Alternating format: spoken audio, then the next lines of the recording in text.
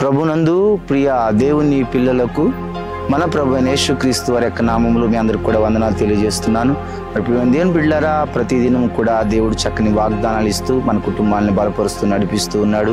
మరి యేసుతో నా పయనము నేను అన్నంతవరకు ఈ కార్యక్రమం ద్వారాగా మీ కుటుంబాలు ఎంతో ఆదరించబడుతున్నాయి మేము నమ్ముచున్నాం. దేవుడి ఉదయకాల మేలలో మనకిస్తున్న మాటను చదువుకుందాం. మత్తయి 5వ అధ్యాయము 36వ వచనం చదువుకుందాం.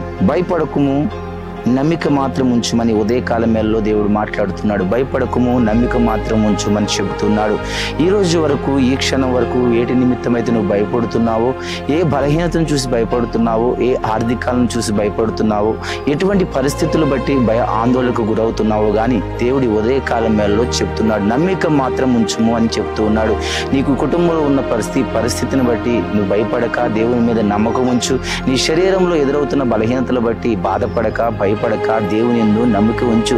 దేవుడు సమస్తము చేయగలిగిన వాడు. ఎందుకంటే దేవుని యందు నమ్మిక ఉంచిన వారికి దేవుని బిడ్డలారా, ఎందరో బైబిల్ గ్రంథంలో మనం గమనించినట్లయితే దేవుడు వారిని ఆశీర్వదించాడు, వారిని స్వస్థపరిచాడు, వారిని అద్భుతాలతో నింపి ఉన్నాడు.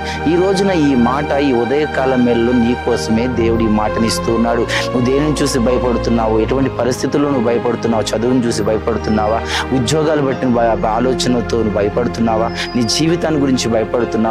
నీ భవిష్యత్తు గురించి ఆలోచిస్తున్నావేమో కానీ ఈ ఉదయకాలంలో దేవుని యందు నమ్మకం ఉంచు. నమ్మిక మాత్రం ఉంచగలిగితే ఆయన చేయగలిగిన వాడు, ఇవ్వగలిగిన వాడు, నిన్ను ఆశీర్వదించగలిగిన వాడు కనుక ప్రభు వైపు ఈ ఉదయకాలంలో నమ్మికతో నువ్వు చేతులు ఎత్తగలిగితే నీ ప్రభు అయిన దేవుడు నిన్ను దీవించి ఆశీర్వదించి నీ భయం నుండి విడిపించి నిన్ను గొప్ప కార్యములతో ఎత్తిపట్టునుగాక. ప్రార్థన చేసుకుందాం, కళ్ళు మూసుకుందాం. మహాపరిశుద్ధమైన తండ్రి, ప్రేమ కలిగిన వాడని స్తోత్రాలు స్తుతులు. ఆయన భయపడకము, నమ్మిక మాత్రం ఉంచమని చెప్పారు ప్రభా. ఏ పరిస్థితులు బట్టి నీ బిడ్డలు భయపడుతున్నారు, ఎటువంటి బలహీనతలు బట్టి భయపడుతున్నారు, ఎటువంటి పరిస్థితులు ఆర్థికాలు బట్టి అనారోగ్యాలు బట్టి భయపడుతున్నారు, ఇదిగో నమ్మిక మాత్రం ఉంచమని చెప్పారు. అయ్యా, నమ్మిక ఉంచిన తండ్రి అద్భుతాలు చేసే దేవుడు, నమ్మకం విశ్వాసం కలిగి ఉండమని చెప్పారు ప్రభా. వారి పక్షంలో కార్యాలు చేస్తాను మీరు ఇచ్చిన మాట ఏదైతే ఉంది, ఉదయకాలం వేళలో నీ వైపు చేతులు ఎత్తుతున్న ప్రతి కుటుంబాన్ని కూడా మీరు దీవించండి ప్రభా. ఎవరిని బిడ్డలపైన మీ కృపను అనుగ్రహించండి ఆయన. చంటి బిడ్డలపైన మీ ఆత్మను కృమ్మరించండి ఆయన.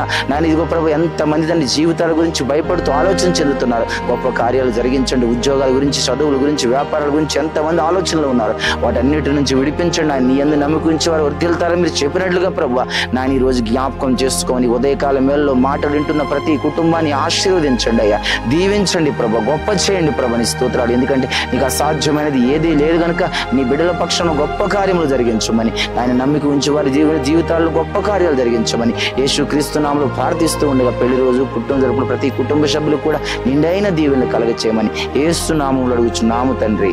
ఆమేన్, ఆమేన్, ఆమేన్. దేవుడు మిమ్మల్ని దీవించును గాక.